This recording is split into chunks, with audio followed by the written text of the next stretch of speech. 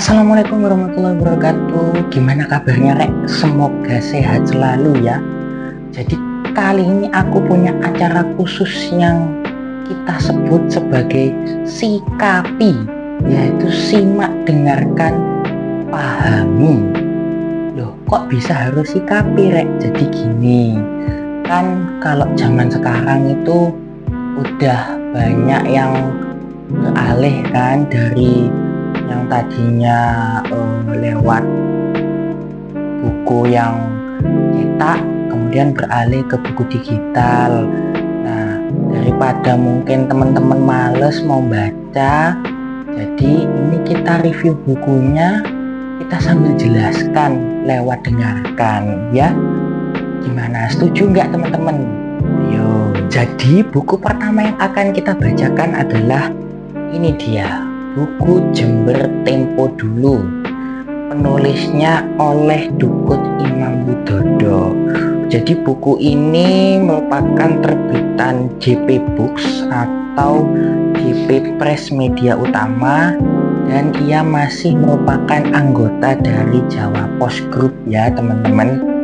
Baik, sebelum itu aku akan sampaikan dulu kata pengantar dari penulis buku ini.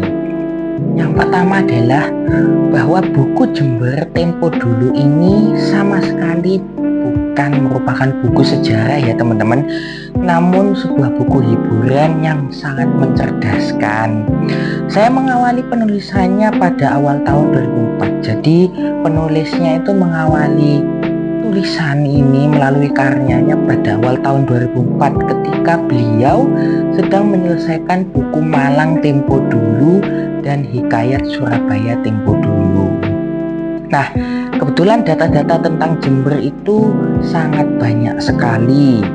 Bisa teman-teman temukan di Badan Kearsipan, tepatnya di Jalan Jagir, Wonokromo, Surabaya.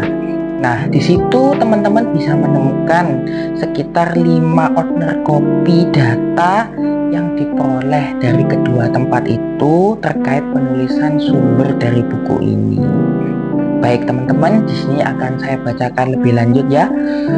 Arsip-arsip tentang Jember juga bisa didapatkan di Perpustakaan Bapeda Jawa Timur atau Badan Pendapatan Daerah. Di kedua tempat itu, arsip-arsip tentang Jember mulai dari zaman kolonial hingga kemerdekaan masih tersimpan rapi. Bukan hanya itu, foto-foto tentang Jember zaman kolonial juga ada di KIL TV dan Tropen Museum. Jadi kalau teman-teman tahu tentang KIL TV sama Tropen Museum nih, setahu aku ya itu museum di Belanda yang banyak menyimpan kearsipan ataupun data-data dan juga peninggalan-peninggalan dari masa kolonial Belanda dulu ya guys. Nah, sedangkan ratusan foto tentang Jember pada zaman kemerdekaan bisa ditemui di Arsip Jawatan Penerangan Kabupaten Jember. Dengan adanya foto-foto tersebut, tentu merasa terbantu di dalam menyusun buku ini. Profesor Ayu Sutarto, guru besar Universitas Jember, adalah inspirator bagi penulis ini. Begitu juga dengan RZ Hakim dan Irma Devita. Nah, teman-teman komunitas dari Facebook Sejarah Jember, Kabari Jember, dan lain-lain juga banyak memberikan inspirasi bagi sang penulis. Di dalam menyusun buku ini, penulis dibantu oleh sahabat-sahabatnya seperti Masyuri dari Balai Bahasa Jawa Timur, Henry Nur Cahyo, budayawan, Dr. Retno Winarni dari Universitas Jember, dan Setio Hadi dari Museum Puger. Dani Mardika sebagai pengumpul data, juga fotografer Indra, serta layouter andalan saya yaitu Muhammad Munib. Dan penulis berharap semoga buku ini bermanfaat bagi generasi muda Jember. Salam Dukut Imam Widodo, penulis buku ini. Baik, jika kita memulai dari daftar isi yang pertama, buku ini diawali dari kisah seorang raja besar kerajaan Majapahit yang kita kenal sebagai Hayam Wuruk ya teman-teman. Beliau ini jalan-jalan ke kota Jember, ceritanya begitu. Nah, diambil dari naskah Negara Kertagama terdiri dari 98 pupuh. Dalam pupuh dijelaskan bahwa terdapat 17 sampai 60 yang diuraikan tentang perjalanan rombongan Raja Hayam Wuruk dari Majapahit ke daerah Lumajang, termasuk diantaranya mampir ke wilayah yang kelak kita sebut sebagai Jember. Empu Prapanca adalah salah satu yang ikut dalam rombongan itu. Ia pun menuliskan pengalamannya tersebut ke dalam naskah Puja Sastra Negara Kertagama dari Bajraka hingga ke Silabango. Pupuh 22 dan 23 dari naskah Negara Kertagama menceritakan bagaimana Hayam Wuruk dan para pengikutnya tiba di desa-desa yang kelak masuk di dalam wilayah Kabupaten Jember. Setidaknya ada 24 desa di wilayah tersebut yang disinggahi oleh Hayam Wuruk.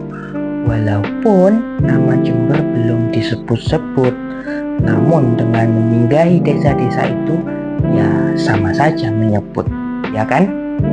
Kabupaten Jember jelas.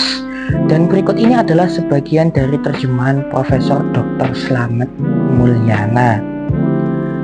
Pupuh ke-22. Yang pertama, di Dampar dan Patunjungan, Sri Baginda bercengkrama menyisir tepi lautan.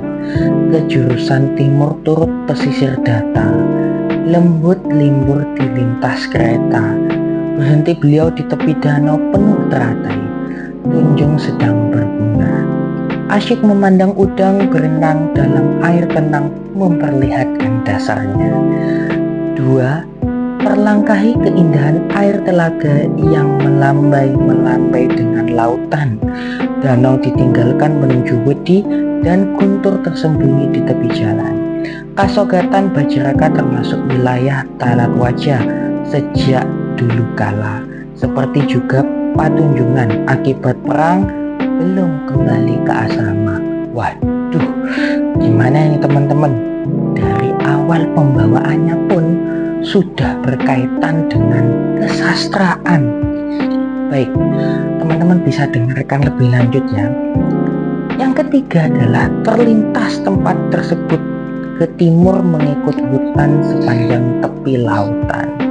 Berhenti di Palumbon berburu sebentar, berangkat setelah surya laut, menyeberangi sungai Rabut Lawang yang kebetulan airnya sedang surut. Menuruni Lurah Belater menuju pantai lautan lalu bermalam lagi. 4. Pada waktu fajar menyingsing menuju Kunir Basini di Sadeng bermalam. Malam berganti malam, Baginda Pesiar menikmati alam Sarampuan. Sepeninggalnya beliau menjelang kota Bacok bersenang-senang di pantai. Heran memandang karang tersiram riak gelombang berpancar seperti hujan. 5. Tapi sang Rakawi tidak ikut berkunjung di Bacok, pergi menyidat jalan dari Sadeng ke utara menjelang Balung, terus menuju Tumbu dan Habet. Galagah Tampaling, beristirahatlah di Renesraya menanti Baginda. Segera berjumpa lagi dalam perjalanan ke Jaya Kereta Wanagriya. Pupuh ke-23. Melalui Doni Bontong, Puruhan, Bacek, Paki Saji, Padangan terus ke Secang, terlintas Jati Gumelar, Silabango ke utara, ke Dewa Rami dan Dukun. Jika teman-teman perhatikan dari kata-kata yang aku sebutkan tadi, terutama nih bagi teman-teman yang mungkin asli arek Jember, agak tidak terlalu asing ya dari kata-kata tadi. Seperti nama-nama desa yang disebutkan. Karena dari kata-kata tersebut kelak nanti akan menjadi cikal bakal desa yang muncul di wilayah Kabupaten Jember. Nah, tahunya dari mana? Kata sang penulis dalam buku ini. Ada seorang budayawan kelahiran Inggris bernama Nigel Bullock. Saking cintanya Nigel Bullock pada budaya Indonesia, ia bahkan mengganti namanya menjadi Hadi Sidomulyo. Dalam sebuah bukunya yang berjudul Napak Tilas Perjalanan Empu Prapanca, ia mencoba merekonstruksi perjalanan Empu Prapanca yang mengiringi Prabu Hayam Wuruk ketika jalan-jalan ke tanah Jawa bagian timur. Namun yang disadur di sini hanyalah tulisannya yang menyangkut perjalanan Raja Majapahit tersebut sewaktu melewati wilayah yang kelak bernama Jember. Jadi dari pupuh yang dijelaskan tadi terkait pupuh nomor 22 dan pupuh 23 itu hanya sebagian cerita kecil yang disampaikan melalui asisten pribadinya berkaitan dengan perjalanannya yang menuju wilayah timur, dan wilayah timur itu yang kelak nanti menjadi cikal bakal Kabupaten Jember. Dan dari hasil penelitian Hadi Sidomulyo terhadap lawatan Hayam Wuruk ketika singgah di Jember tempo dulu, yaitu dari dua buku tafsir sejarah negara Kertagama dan Napak Tilas Perjalanan Empu Prapanca itu saja sudah terlihat bahwa sejak zaman Majapahit, wilayah yang kemudian bernama Kabupaten Jember itu sebenarnya sudah ada. Bahkan bisa jadi pada awal-awal pendirian kerajaan Majapahit sudah ada yang membabat alas wilayah itu. Jadi sesungguhnya usia Kabupaten Jember itu sudah lebih dari 600 tahun. Coba bisa teman-teman perhatikan lagi. Kira-kira sebenarnya Jember ini sudah ada mulai kapan sih? Apakah benar Jember itu sudah ada sejak zaman Majapahit? Ayo kita cari tahu sama-sama. Ini teman-teman bisa lihat ya, perhatikan gambar yang ditampilkan berikut. Ya, benar. Jadi ini merupakan nama-nama desa seperti yang tertulis dalam negara Kertagama, dan kebetulan lokasi desa tersebut itu ada di Kabupaten Jember saat ini.